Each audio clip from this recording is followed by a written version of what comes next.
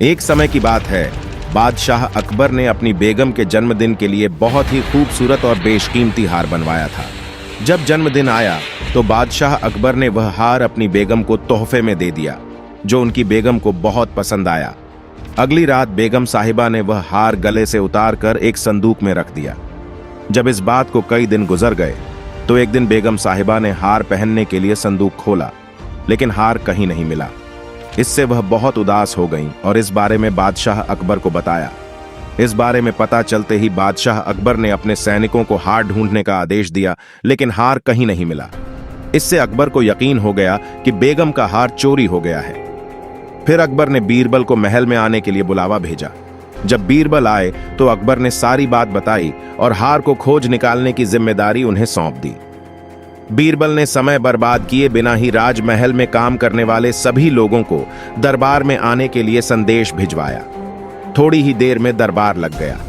दरबार में अकबर और बेगम सहित सभी काम करने वाले हाजिर थे, लेकिन बीरबल दरबार में नहीं थे। सभी बीरबल का इंतजार कर ही रहे थे कि तभी बीरबल एक गधा लेकर राज दरबार में पहुंच जाते हैं। देर से दरबार में आने के लिए बीरबल बादशाह अकबर से माफी मांगते हैं। सभी सोचने लगते हैं कि बीरबल गधे को लेकर राज दरबार में क्यों आए हैं। फिर बीरबल बताते हैं कि यह गधा उनका दोस्त है और उसके पास जादुई शक्ति है। यह शाही हार चुराने वाले का नाम बता सकता है। इसके बाद बीरबल जादुई गधे को सबसे नजदीक वाले कमरे में ले जाकर बांध देते हैं और कहते हैं कि सभी एक एक करके कमरे में जाएं और गधे की पूंछ पकड़कर चिल्लाए, जहां पनाह मैंने चोरी नहीं की है।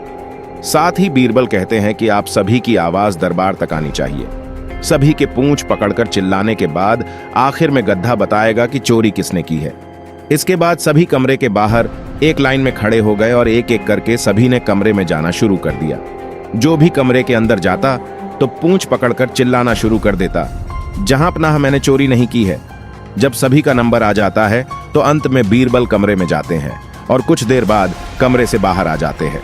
फिर बीरबल सभी काम करने वालों के पास जाकर उन्हें दोनों हाथ सामने करने को बोलते हैं और एक एक करके सभी के हाथ सूंघने लगते हैं। बीरबल की इस हरकत को देखकर सभी हैरान हो जाते हैं। ऐसे ही सूंघते सूंघते एक काम करने वाले का हाथ पकड़कर बीरबल जोर से बोलते हैं, जहां पनाह इसने चोरी की है।